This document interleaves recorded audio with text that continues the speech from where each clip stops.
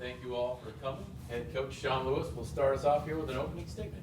Yeah, after getting back, kind of looking at the tape and everything, I know there's some questions that were asked after the game that need to be assessed and evaluated. The biggest takeaway with everything is that as we continue to build and do our way of doing things here in this Flash Fest era, is that we need to make sure that we do a great job treating each week for what it is as we establish our championship culture. We had a great week when we were back home against Ohio, and we had for one of our poorer weeks of preparation going into the Ohio week, or Miami of Ohio week rather, and that showed up obviously on Saturday. So we need to do a great job clearing each week. We got a great opportunity this week with the Wagon Wheel Week and school down the road coming here, and no better opportunity to refocus and to lock in to what we need to do and to protect our home turf.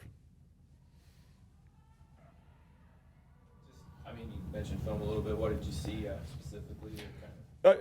We had taken some great strides in previous weeks, and we took a step back just in terms of our self-discipline and the number of missed assignments and the number of poor technique, to where guys kind of reverted back to some of the mistakes that we were making very early on in the season, which was unfortunate to see. And again, that falls on myself first and foremost. It's my job and my responsibility to make sure that we are mentally, physically, and emotionally prepared to play week in and week out, and I failed our team in doing that last week. So I need to do a better job of that, to making sure that each week in and of itself is its own entity, and that we approach each week in that manner so that we have the discipline and that we have the nature of play that we are looking for week in and week out, which we did not have this past Saturday. I think you always hope, obviously, when you're trying to build something, that it's one of them deals where just steady. It's not that way, right? There's going to be many setbacks before there's the culmination of success. And that's where, again, I believe in our team. I believe in our staff. I know our plan is sound. I know our schemes are right. And they fit our kids to the best of their ability. And we need to do a great job making sure that of all the schemes that we have, that we're utilizing and maximizing the best schemes that suit our kids and match their strengths, and that we're putting them in the best positions to succeed. And over time, as we stay the course, we'll get this thing exactly how we need to be. But it's not going to be, we didn't get here overnight, and it's not going to happen overnight. And we got to stay the course and run the race, so to speak, and we're more than willing to do that. Did a big second quarter on you guys. It seems like in every game, mostly in the second half, that there are kind of these big momentum shifts. How are you trying to kind of get the team prepared to change their mindset and more weather the storm? Yeah, I think it just comes with the resiliency and the confidence that you gain from the way in which you train. To where if we have a great week of preparation, there's confidence that you know your job, you know your techniques, you know your fundamentals. So regardless of what happens, you're going to be fine. You're going to weather it. You'll take a blow, and if you kind of get staggered a little bit, you can clear it and play the next play. At times we hang on and we linger on things too long, and then one play leads to another bad play, so to speak, right? So we just need to do a great job of the things that have happened. Clear it, play the next play. What's done is done. You have no control over that anymore, and let's control what we can control. And again, what our record is. It's done. It's over. Let's learn from it. Let's learn the lessons. Let's go forward and apply those lessons to this week and bring our wagon wheel back home. I say, is it a little easier to do that with, as you just described them, I believe the team up the road coming? Yeah, this is a great opportunity, and this week comes at a perfect time for us, where we need to focus, we need to lock back in, and if you can't do that in this week when there's a rivalry game and a rivalry trophy on the line, then this sport ain't for you. But our guys look in their eyes, and after the team meeting that we had yesterday, I know our guys are prepared, I know our guys are ready, and they're eagerly anticipating and awaiting the opportunity to get back out on the field tomorrow so that we can attack this week the right way.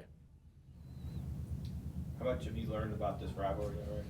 Well, it was in it one time before, way back in 2011, and was on the other side of it. Now I'm on the right side of it, and obviously there's great history to it. And talking to our team yesterday, there's only a handful of guys that ever touched that trophy, and to me, that's just not right. And we need to make sure that when our seniors walk off the field on senior day, that their hands are around our trophy and our wagon wheels back in our locker room. What have you seen just from the tape so far with Akron? Very dynamic in all three phases, and defensively, they put a tremendous amount of pressure on you with their front. They do a great job, attacking the football. To have 3 defensive touchdowns in one game, the way that they did against Northwestern is really, really impressive. They work the football. You can tell it's a point of emphasis to where they want to get the ball out. Their quarterback, Cato Nelson, is an exceptional player. He does a great job, and they put a lot on his plate in terms of decision making, and he does a great job making the right decisions. And then he can hurt you even when things get off script. script to where he's able to extend plays in his athleticism, but he's just as accurate of a passer as he is a dangerous runner. So he puts a lot of pressure on you, and we got to do a great job in the back end, really sticking and staying on wide receivers, and we got to do a great job up front containing him, because that's going to be quite the challenge. We were talking a little earlier about when you were at Syracuse and the lack of a rival. Yeah. How's it feel to be back? I mean, obviously you come from the Big Ten and then Yeah. Yeah, I mean, it's great to be back in a true rivalry game. It's one of the things like a great college band, the way that we have, that was down with us at Miami of Ohio, and it was great to have them with us. A great college band and a great college rivalry is what makes college football exceptional. And it's awesome to be back in this week, this environment, to have a true rivalry game set up with a team down the road that they don't like us, we don't like them. Let's get it on and have a lot of fun and give our fans a great show come Saturday. What have you done as a head coach to prepare for that? Like, everybody treats these differently, obviously. Some head coaches will have like a period of time every week in practice that they go over. I mean, what have you done anything different as far as that? Ever since we got on the field from spring ball all the way through training camp, we have a period called wagon wheel period, where we spend a specific amount of time and we put a certain emphasis on this game, because as much as I always talk about the next game, it's the next opportunity, it's important because it's the next opportunity. When it comes to a rivalry game, you need to throw the records out, and it's a little bit different. And as I stated in my opening press conference, rivalry games are important, and we're going to win our rivalry games, and our wagon wheel is going to be in our locker room at the end of this day. Are you going to ring the bell No. if you win? No. I'll ring that when we go to Detroit. Just a little more about the game itself. Okay, now the preparation coming into the week. I mean, I know, again, you talk about keep the same, but yet, I mean, is it a little more challenging as far as when you got them to kind of keep things calm a little bit? Yeah, I mean, we want our guys to play with a controlled edge, if you would, right? So, we want to pride ourselves on being a disciplined unit, but ultimately, at the end of the day, one of the things that makes football great is there's some things that you can do on a football field that if you did them anywhere else outside of the white lines, you'd end up in jail. So, but there is a sense that you need to play with a controlled edge about you. And this is a game that is a physical game, and it's meant to be played the right way. And we want to do our celebrating amongst our teammates, and we want to do our talking with our pads. And to get that on game day, you need to practice a certain kind of way, and our kids have embraced that. And we will continue to do that day in and day out. And that won't change a whole lot because of this rivalry game, because it's something that we put an emphasis on 365 days out of the year.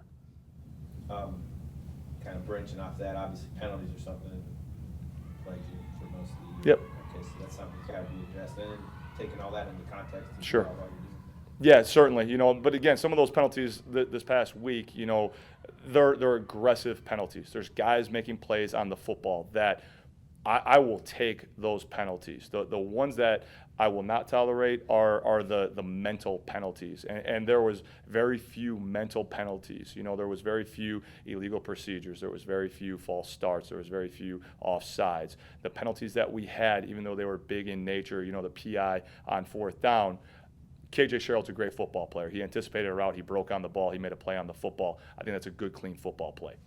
I'll take those penalties. However it sorts out, I'm not going to coach that out of KJ because he's being disciplined, he's being aggressive, and I want him to play that way as opposed to being tentative and not trusting his keys.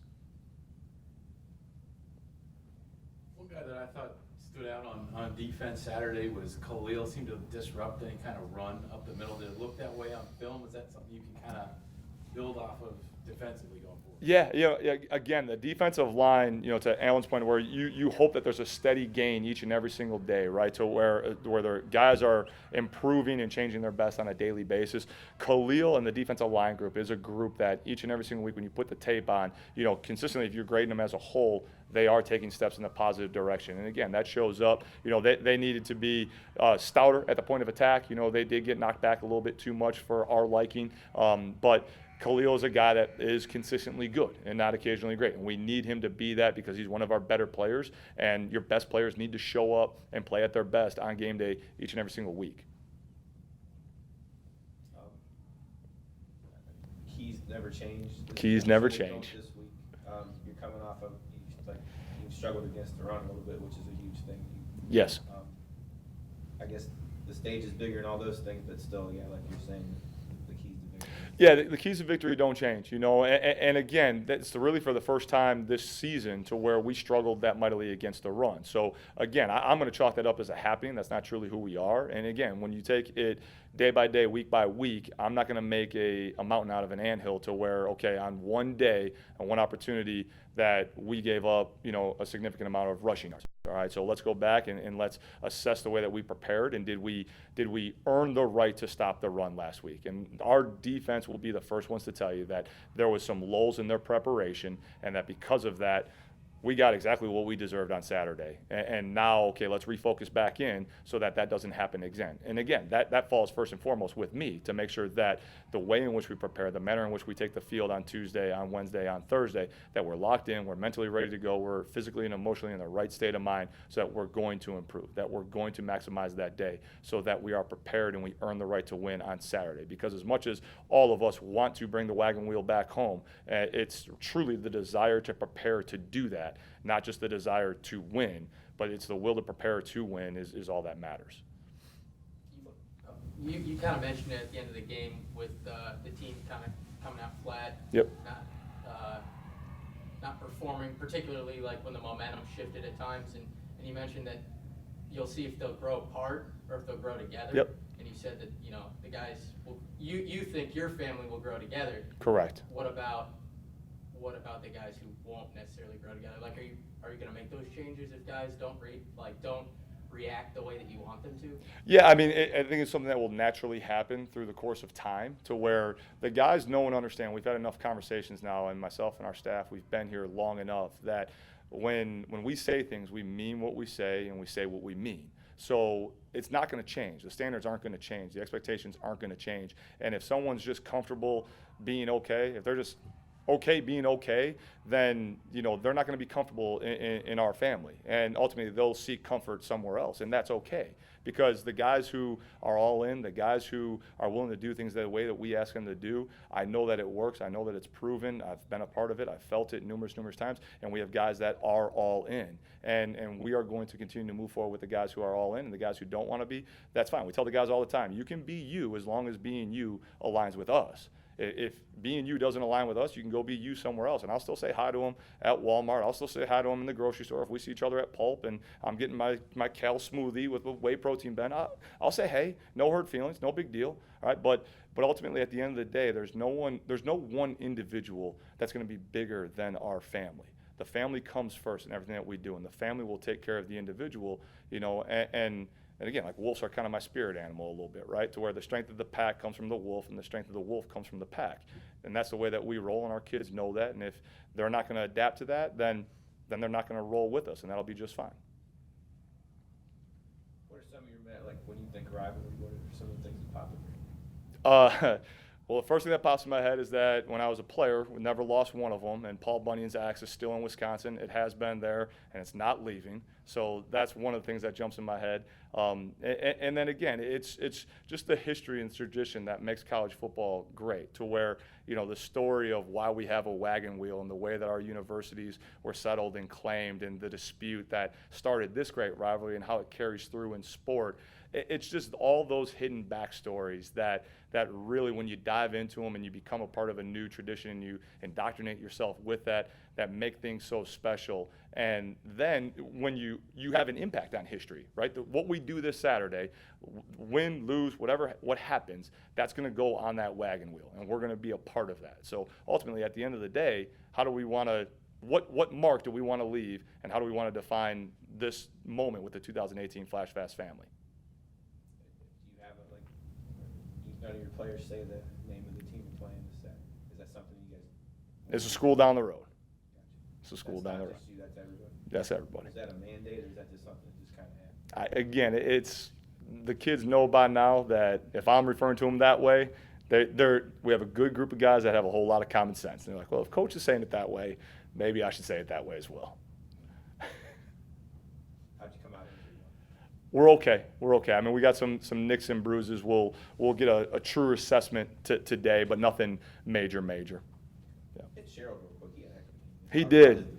Yeah, I mean, he's a guy that's really become a utility player for us in the back end. Whether he's playing safety, he's our nickel Sam, or out at the corner position, he's a guy who has continued to grow and continued to develop, and he's displayed, expertise in all the positions that we've put him at. And because of that, his roles and his responsibilities have expanded. And I continue to look forward to his growth and his development.